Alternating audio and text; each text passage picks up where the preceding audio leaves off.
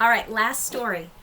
Red Riding Hood. Another one of my favorites. As many times as I read this story, I just love it. And I hope you guys love it too. So let's read. Red Riding Hood, retold and illustrated by James Marshall. A long time ago, in a simple cottage beside the deep dark woods, there lived a pretty child called Red Riding Hood. She was kind and considerate, and everybody loved her. One afternoon, Red Riding Hood's mother called to her. "Granny isn't feeling up to snuff today," she said, "so I've baked her favorite custard as a little surprise. Be a good girl and take it to her, will you?" Red Riding Hood was delighted. She loved going to Granny's, even though it meant crossing the deep, dark woods. When the custard had cooled, Red Riding Hood's mother wrapped it up and put it in a basket. "Now, whatever you do," she said, "go straight to Granny's. Do not wander, do not speak to any strangers." "Yes, Mama," said Red Riding Hood. Before long, she was in the deepest part of the woods. "Ooh," she said, "this is scary."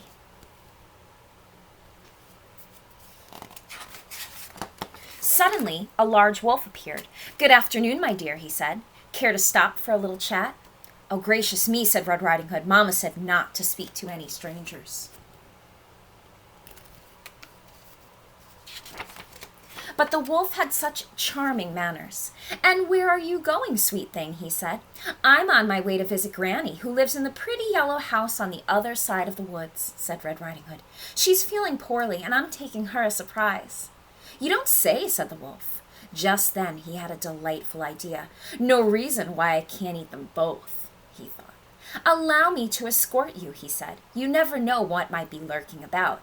"You're too kind," said Red Riding Hood.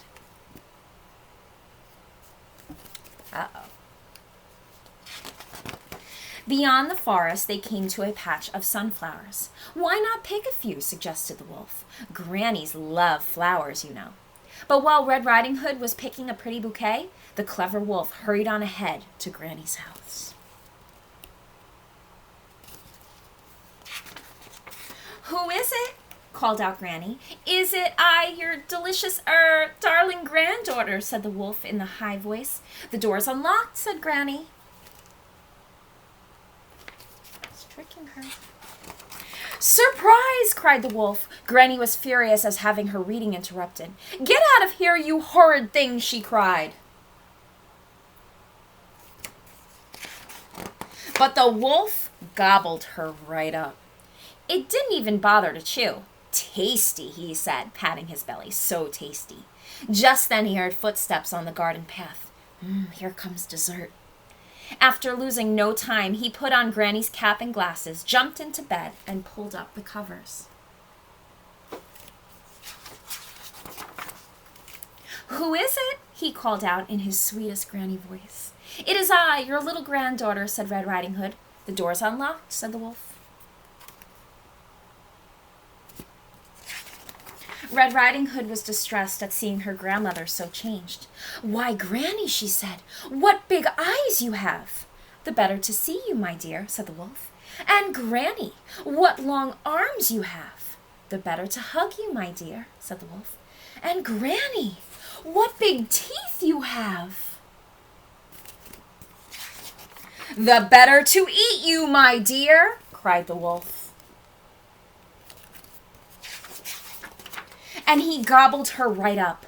"I'm so wicked," he said, "so wicked." But really, he was enormously pleased with himself, and having enjoyed such a heavy meal, he was soon snoring away. A hunter passing by was alarmed by the frightful racket. "That doesn't sound like Granny," he said. And so the brave hunter jumped into the window, killed the sleeping wolf, and cut him open. Out jumped Granny and Red Riding Hood. "We're ever so grateful," said Red Riding Hood. "That wicked wolf won't trouble you again," said the hunter. "It was so dark in there, I couldn't read a word," said Granny. Red Riding Hood promised never ever to speak to another stranger, charming manners or not. And she never did. The end. So look at that. What'd you think of that story? Like I said, it is one of my favorites because the wolf thinks he's so clever, and in the end, didn't work out for him so well. And thankfully, Red Riding Hood and Granny were safe. So we'll be back in a few minutes for a little activity to do with this story, and then we'll be done for the week. So I can't wait to show you what's next. All right, we'll be back in just a few minutes.